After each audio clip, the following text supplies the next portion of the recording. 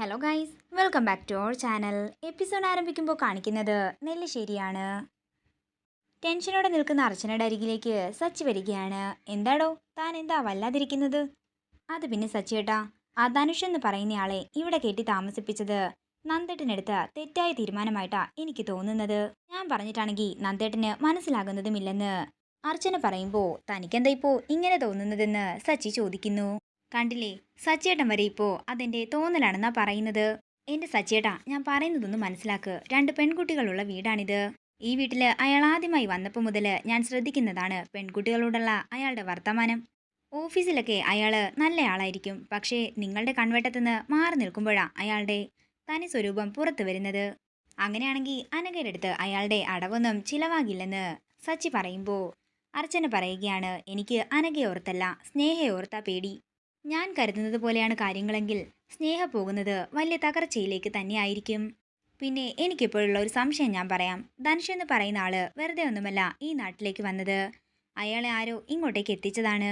ചിലപ്പോ ഈ വീട്ടിലുള്ള ആരെങ്കിലും തന്നെയാകാം. ധനുഷും അവന്തികേട്ടത്തെയും തമ്മിൽ നേരത്തെ പരിചയക്കാരാണോ എന്ന് എനിക്ക് സംശയമുണ്ട്. ഏട്ടത്തി ഇപ്പോ ഓഫീസിൽ പോകുന്നില്ല, പകരം മറ്റൊരാൾ വരുന്നു. എല്ലാവരുടെയും വിശ്വസ്തത നേടിയെടുക്കുന്നു. നമ്മൾ അറിയാത്ത എന്തെങ്കിലും ബന്ധം അവർ തമ്മിലുണ്ടെങ്കിലോ? സച്ചേട്ടൻ ഉറപ്പിച്ചോ, ഈ വീടിന്റെ അടിത്തറ ഇളകി തുടങ്ങിയിരിക്കുകയാണ്. അത്രയും പറഞ്ഞുകൊണ്ട് അർച്ചന അവിടെ നിന്ന് പോകുമ്പോൾ അർച്ചന പറഞ്ഞ കാര്യങ്ങളെല്ലാം ആലോചിക്കുകയാണ് സച്ചി. കൂടാതെ സന്ധ്യ അവന്തികയെ പറ്റി പറഞ്ഞ കാര്യങ്ങളും. നേരം പുലർച്ചെയാകുന്നു. പിന്നീട് കാണിക്കുന്നത് ധനുഷ് നെല്ലിശ്ശേരി വീടിന്റെ വാതിൽക്കലേക്ക് വരുന്നതാണ്. എങ്ങനെയും ഇതുപോലെ ഒരു വീട് എനിക്കും വെക്കണം. അല്ലെങ്കിൽ എന്തിനാ വീട് വെക്കുന്നത്? ഈ വീട് തന്നെ പോരെ. പതിയെ ഈ വീട്ടിൽ എങ്ങനെയെങ്കിലും കയറി പറ്റണം. എന്നിട്ട് ഒരു പണിയും എടുക്കാതെ ഇവിടെ തന്നെ സുഖിച്ച് ജീവിക്കുകയും ചെയ്യണം. അതേസമയം ജോഗിങ്ങിന് പോകാനായി നന്ദൻ കതക് തുറന്ന് പുറത്തേക്ക് വരുന്നു. ഇതെല്ലാം ധനുഷ് ഒളിച്ചു നിന്ന് നോക്കുകയാണ്. അങ്ങനെ നന്ദൻ ഗേറ്റ് കടന്നു പോയെന്ന് മനസ്സിലാക്കുമ്പോൾ ധനുഷ് നന്ദന്റെ പിന്നാലെ പോവുകയാണ്. സാറെന്ന് വിളിച്ചുകൊണ്ട് നന്ദന്റെ അടുത്തേക്ക് ധനുഷ് ചെല്ലുമ്പോൾ ധനുഷ് ഓടാനൊക്കെ പോകാറുണ്ടോ എന്ന് നന്ദൻ ചോദിക്കുന്നു. പിന്നെ നാട്ടിലുള്ളപ്പോൾ ഞാൻ എപ്പോഴും ഓടാനൊക്കെ പോകാറുണ്ടായിരുന്നു. കൂടാതെ ഞാനൊരു മോട്ടിവേഷണൽ സ്പീക്കറൊക്കെ ആണെന്ന് പറയുമ്പോൾ താൻ ആളൊരു സംഭവം തന്നെയാണല്ലോ എന്ന് നന്ദൻ ചോദിക്കുന്നു. അങ്ങനെ അവര് ജോഗിങ് എല്ലാം കഴിഞ്ഞ് തിരിച്ച് നെല്ലിശ്ശേരിയിലേക്ക് എത്തുകയാണ്. അതേസമയം സ്നേഹ അവിടെ ഇരുന്ന് റീൽസ് കാണുകയായിരുന്നു. എന്റെ സ്നേഹേ, നിനക്ക് എൻ്റെ കൂടെ രാവിലെ ഈ ജോഗിങ്ങിനൊക്കെ വന്നുകൂടെ എന്ന് നന്ദൻ ചോദിക്കുമ്പോൾ സ്നേഹ പറയുകയാണ്, പിന്നെ എന്തെങ്കിലും കഴിച്ച് വണ്ണം വെക്കാനിരിക്കുകയാ ഞാൻ, അപ്പോഴല്ലേ ഓടാൻ പോകുന്നത്. എന്നാലേ നീ ഒരു കാര്യം ചെയ്, പോയി ധനുഷിന് നല്ലൊരു ചായ ഇട്ടുകൊണ്ടുവരാൻ നന്ദൻ പറയുന്നു. അങ്ങനെ സ്നേഹ അടുക്കളയിലേക്ക് പോകുമ്പോൾ നന്ദൻ മുറിയിലേക്കും പോകുന്നു. അതേസമയം ആതിരയും സന്ദീപും കൂടി താഴേക്ക് വരികയാണ്.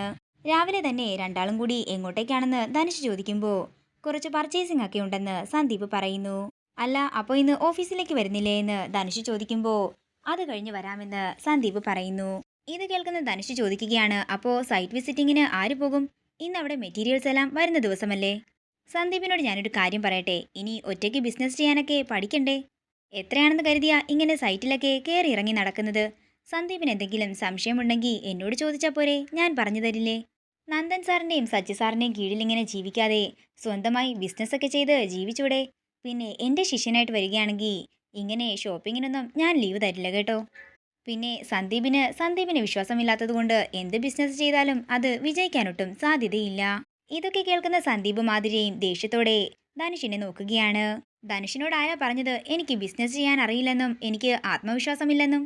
അത് എനിക്ക് മനസ്സിലായ കാര്യം ഞാൻ പറഞ്ഞെന്നേ ഉള്ളൂ. എന്നാലേ ധനുഷ് മനസ്സിലാക്കി വെച്ചിരിക്കുന്നതൊക്കെ തെറ്റാണ്. ജർമ്മനിയിൽ പോയി ബിസിനസ് പഠിച്ചയാളാ ഞാൻ. ബിസിനസ് ചെയ്ത് എനിക്ക് എക്സ്പീരിയൻസും ഉണ്ട്. പിന്നെ ചെയ്യാത്തത് നന്ദേട്ടനും സച്ചിയേട്ടനും അച്ഛൻ്റെ കീഴിൽ ജോലി ചെയ്യുന്നതുകൊണ്ട് ഞാനും അവർക്കൊപ്പം നിൽക്കുന്നു, അത്ര തന്നെ. എങ്ങനെയൊക്കെ നോക്കിയാലും ധനുഷ് വാങ്ങിയ റാങ്കിന് മുകളിലാണ് എൻ്റെ എക്സ്പീരിയൻസും എൻ്റെ പഠിത്തവും ഒക്കെ തന്നെ. എന്താ ധനുഷിന് എൻ്റെ സർട്ടിഫിക്കറ്റ് കാണണോ എന്ന് സന്ദീപ് ചോദിക്കുമ്പോൾ ആകെ നാണം കെട്ട് നിൽക്കുകയാണ് ധനുഷ്. ഇത് കാണുന്ന ആതിര ചിരിച്ചുകൊണ്ട് ധനുഷിനെ നോക്കുന്നു.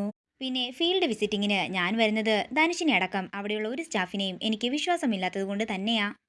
ഇനി മറ്റെന്തെങ്കിലും സംശയമുണ്ടെങ്കിൽ ധനുഷ് ചോദിക്ക്, അതിന് ഞാൻ മറുപടി തരാമെന്ന് സന്ദീപ് പറയുന്നു.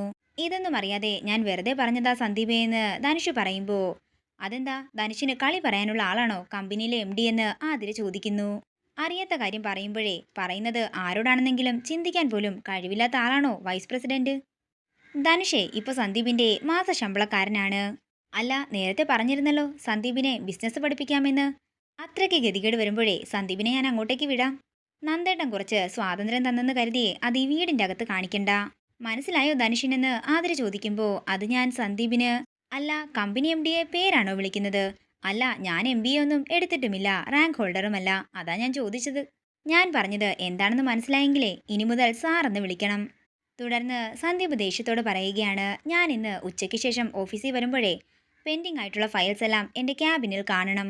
പിന്നെ മറ്റൊരു കാര്യം കൂടി, ഇന്ന് എനിക്ക് പകരം എല്ലാ സൈറ്റിലും വിസിറ്റിന് പോകേണ്ടതേ ധനുഷാണ്. ഞാനോ എന്ന് ഞെട്ടലോടെ ധനുഷ് ചോദിക്കുമ്പോൾ എന്താ എന്തെങ്കിലും ബുദ്ധിമുട്ടുണ്ടോ എന്ന് സന്ദീപ് ചോദിക്കുന്നു. ഇല്ലെന്ന് പറഞ്ഞ് ആകെ നാണം കെട്ടി നിൽക്കുകയാണ് ധനുഷ്. തുടർന്ന് ആതിരയും വിളിച്ചുകൊണ്ട് സന്ദീപ് അവിടെ നിന്ന് പോകുന്നു. അങ്ങനെ ആകെ വിളറി വെളുത്ത് നിൽക്കുന്ന ധനുഷിനെയാണ് കാണിക്കുന്നത്. പിന്നീട് കാണിക്കുന്നത് ധനുഷിനായി ചായ എടുക്കാൻ വരുന്ന സ്നേഹയാണ്. അത് കണ്ടുകൊണ്ട് അങ്ങോട്ടേക്ക് അർച്ചന വരികയാണ്. അല്ല നിനക്കാണോ ചായയെന്ന് അർച്ചന ചോദിക്കുമ്പോൾ അല്ല ധനുഷിന നന്ദേട്ടൻ പറഞ്ഞിട്ടാണെന്ന് സ്നേഹ പറയുന്നു. ഇത് കേൾക്കുന്ന അർച്ചന പറയുകയാണ്, സ്നേഹേ നന്ദേട്ടന്റെ കണ്ണില് നീ ഇപ്പോഴും കുഞ്ഞാണ്. നമ്മുടെ വീട്ടില് പലരും വരും പോകും, അവരെ നിർത്തേണ്ടടുത്ത് നീ വേണം നിർത്താൻ. നോ പറയേണ്ട സ്ഥലത്ത് നോ തന്നെ പറയണം. ഞാൻ നിന്നോട് ഇന്നലെയും ഇതൊക്കെ പറഞ്ഞു തന്നതാണ്. അതേസമയം മീരയും അങ്ങോട്ടേക്ക് വന്ന് ഈ കാര്യങ്ങളെല്ലാം സ്നേഹയോട് പറയുന്നു. തുടർന്ന് അർച്ചന ധനുഷിനുള്ള ചായയുമായിട്ട് അങ്ങോട്ടേക്ക് ചെല്ലുമ്പോൾ സ്നേഹമോള് ചായയായിട്ട് വന്നോ എന്ന് ധനുഷ് ചോദിക്കുന്നു. അപ്പോഴാണ് അർച്ചനയെ കാണുന്നത്. ധനുഷ് ചായ എടുക്കെന്ന് പറഞ്ഞ് ദേഷ്യത്തോടെ അർച്ചന ധനുഷിനെ നോക്കുന്നു. തുടർന്ന് നന്ദൻ പറയുകയാണ്, അർച്ചനെ സച്ചിയോട് പറഞ്ഞിര് ഞാനും ധനുഷും ഇന്ന് ഓഫീസിലേക്ക് വരുന്നില്ലെന്ന്. ഞങ്ങള് ഇവിടെ തന്നെ ഇരുന്ന് ഡിസ്കഷൻസ് ഒക്കെ നടത്തിക്കോളാം. ഇത് കേൾക്കുന്ന അർച്ചന ദേഷ്യത്തോടെ ധനുഷിനെ നോക്കുകയാണ്. ഇതോടുകൂടി ഇന്നത്തെ എപ്പിസോഡ് ഇവിടെ തീരുകയാണ്. വീഡിയോ ഇഷ്ടമായെങ്കിൽ മറക്കാതെ ലൈക്ക് ചെയ്യുക, ഷെയർ ചെയ്യുക, കമന്റ് ചെയ്യുക. കൂടുതൽ സീരിയൽ അപ്ഡേറ്റ്സിനായി മറക്കാതെ സബ്സ്ക്രൈബ് ചെയ്യുക.